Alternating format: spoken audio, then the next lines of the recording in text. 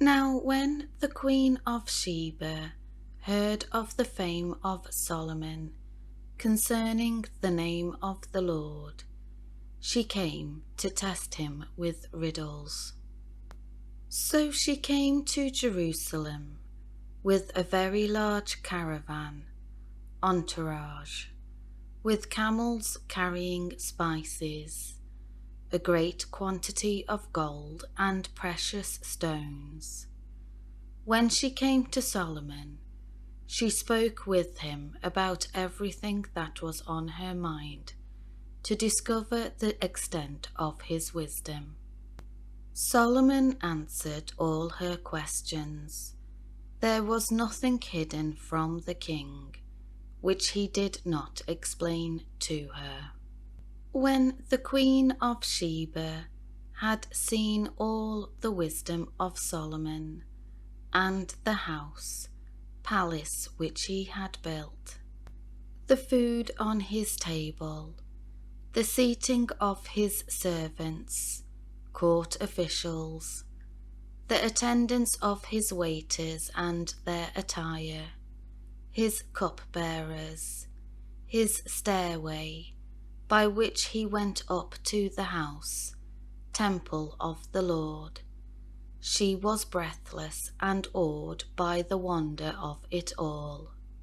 Then she told the king, "The report which I heard in my own land about your words and wisdom is true.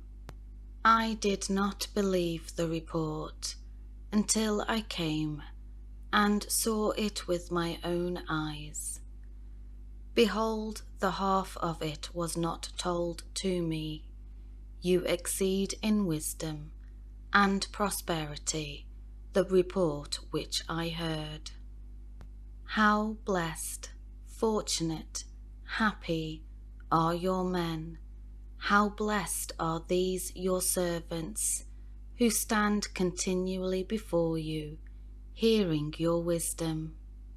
Blessed be the Lord your God, who delighted in you, to set you on the throne of Israel. Because the Lord loved Israel forever, he made you king to execute justice and righteousness." She gave the king 120 talents of gold, and a very great quantity of spices and precious stones. Never again did such an abundance of spices come into Israel as that which the Queen of Sheba gave King Solomon. Also the ships of Hiram, which brought gold from Ophir, brought in from Ophir a great quantity of almug wood, sandalwood, and precious stones. From the almug wood, sandalwood, the king made pillars for the house of the Lord, and for the king's palace, and also lyres and harps for the singers. Such almug wood did not come into Israel again, nor has it been seen to this day. King Solomon in turn gave to the Queen of Sheba everything that she wanted, whatever she asked, besides what he gave to her from his royal bounty. So she returned to her own country, she and her servants. Now the weight of the gold that came to Solomon in one particular year was 666 talents of gold, besides the taxes from the traders, and from the wares of the merchants, and the tribute money from all the kings of the Arabs, Bedouins, and the governors of the country. King Solomon made 200 large shields of beaten, hammered gold. 600 shekels of gold went into each shield. He made 300 smaller shields of beaten gold. 3 minas of gold went into each shield. The king put them in the house of the forest of Lebanon, the king's armory. Also, the king made a great throne of ivory, and overlaid it with the finest gold. The throne had 6 steps, and a round top was attached to the throne from the back.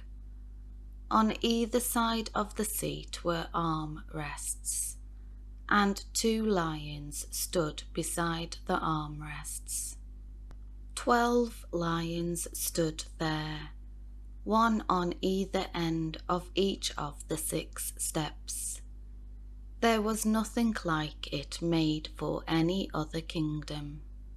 All King Solomon's drinking vessels were of gold, and all vessels of the house of the forest of Lebanon were of pure gold. None were of silver. It was not considered valuable in the days of Solomon. For the king had at sea the large cargo ships of Tarshish, with the ships of Hiram. Once every 3 years, the ships of Tarshish came bringing gold, silver, ivory, monkeys, and peacocks. So King Solomon exceeded all the kings of the earth in wealth and in wisdom. All the earth was seeking the presence of Solomon, to hear his wisdom, which God had put in his mind. Every man brought a gift of tribute, articles of silver and gold, garments, weapons, spices, horses and mules, so much year by year. Now Solomon collected chariots and horsemen. He had 1,400 chariots and 12,000 horsemen, which he stationed in the chariot cities, and with the king in Jerusalem.